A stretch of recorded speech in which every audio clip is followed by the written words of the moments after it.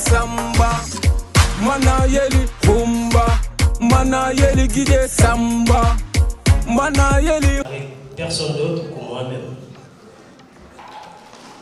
Mon but est de battre ma dernière performance. Je souhaite terminer mon intervention sur cette citation de Céline Dion. Tout d'abord, j'exprime ma sincère reconnaissance aux organisateurs de m'avoir accordé cette agréable occasion pour intervenir sur l'employabilité et l'insertion professionnelle, pour être précis, des jeunes diplômés ou encore des jeunes professionnels. Comme vous le savez, c'est un sujet crucial à l'heure actuelle. Et je suis ravi de partager cette expérience avec mes doyens Batili, M. Diallo, mon grand frère Ousmane Traoré. L'objectif visé à travers ce panel est de permettre aux jeunes diplômés de l'ARCOP de mieux se positionner, c'est-à-dire se positionner stratégiquement sur le marché du travail. Et également, ceux en activité, de rester attractifs.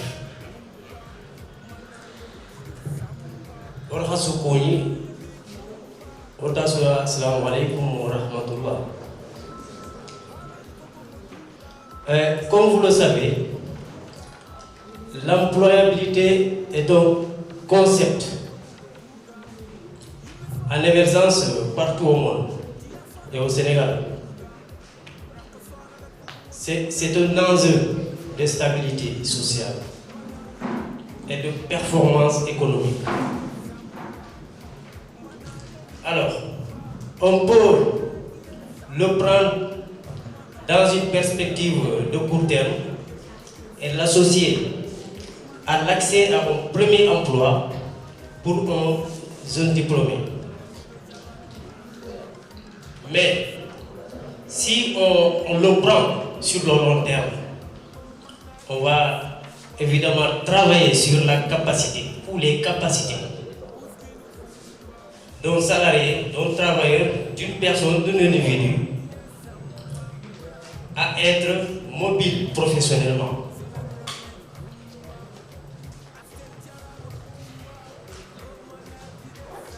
C'est une aptitude individuelle à être employable, à se rendre utile, valeureux. C'est-à-dire avoir un emploi, conserver cet emploi et progresser dans cet emploi. Alors, c'est une capacité dynamique. Évidemment, elle dépend des connaissances, des compétences, des qualifications et de l'adaptabilité de la personne, du salarié ou bien du jeune diplômé, du jeune professionnel. On est d'accord? Comme le thème c'est sur l'employabilité et l'insertion professionnelle, alors il est bien de définir un peu ces deux termes. L'insertion, quant à elle, c'est un processus. C'est un processus qui permet d'intégrer durablement, comme nous on parle de jeunes diplômés, parfois il y a des cas sociaux. Donc ici, nous on parle d'insertion professionnelle des jeunes.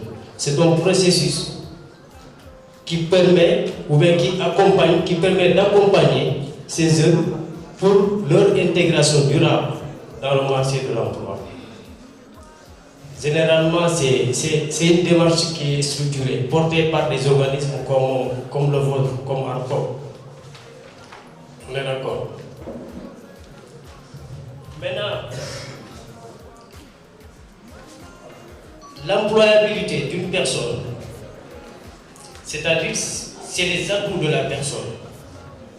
Donc l'employabilité, c'est la condition requise, c'est-à-dire l'ensemble des compétences, des savoir-faire de la personne qui facilite son insertion professionnelle. Donc l'insertion professionnelle, comme on l'a dit, c'est un processus, c'est le chemin que vous empruntez pour arriver à trouver un emploi. Donc l'employabilité ne s'arrête pas à obtenir un emploi. Elle intervient également sur le fait de conserver cet emploi et de progresser dans cet emploi. On va voir les critères d'employabilité. Les critères qui permettent de mesurer votre employabilité, généralement on les regroupe en 3 grandes catégories. D'abord la personnalité, il y a l'attitude, il y a également vos compétences.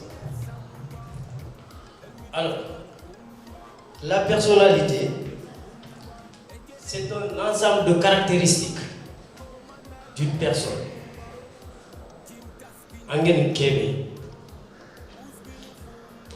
Relativement stable dans le temps et à travers des situations.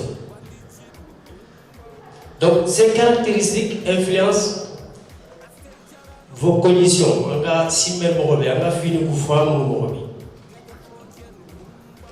Ces caractéristiques ou bien encore ces traits de personnalité influencent également votre façon de réagir, c'est-à-dire vos motivations et vos comportements.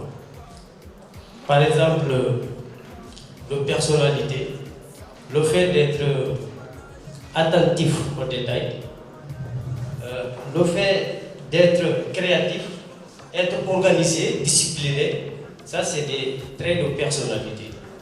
Comme on n'est pas sociologue, on ne peut pas se prononcer trop sur ces notions. Et encore, il y a l'attitude de la personne, qui est un critère pour mesurer son employabilité. Et quand on parle de l'attitude,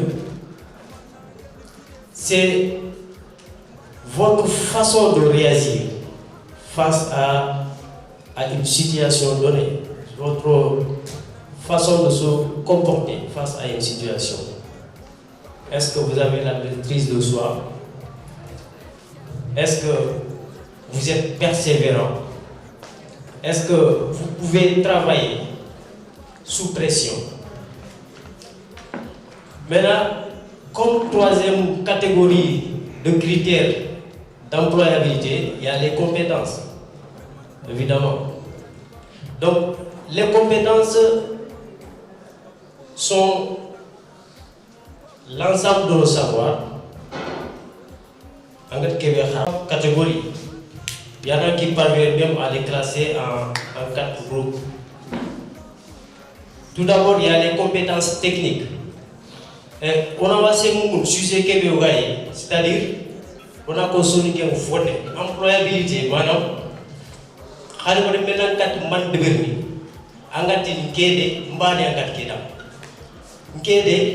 que entreprise que entreprise que faut que manque pour faire ce que nous avons. Maintenant, les compétences techniques, généralement, c'est des compétences qu'on apprend à l'école. Et ces compétences sont validées par des diplômes, des certifications ou bien des tests de compétences. Par exemple, la NATI, moi je suis expert en comptabilité, ça c'est une compétence technique. Diplôme je suis expert en droit des affaires, expert en phytopathologie, etc. Donc ces compétences techniques, on les appelle les hard skills. Donc à côté, il y a les compétences comportementales, ou les compétences émotionnelles, compétences douces, qu'on appelle les soft skills. Donc, Nantibale, j'ai comment on appelle, une licence en production végétale, ça ne suffit plus. Il faut chercher des compétences douces, des compétences comportementales et d'autres compétences. Mana yeli humba, mana yeli gide samba, mana yeli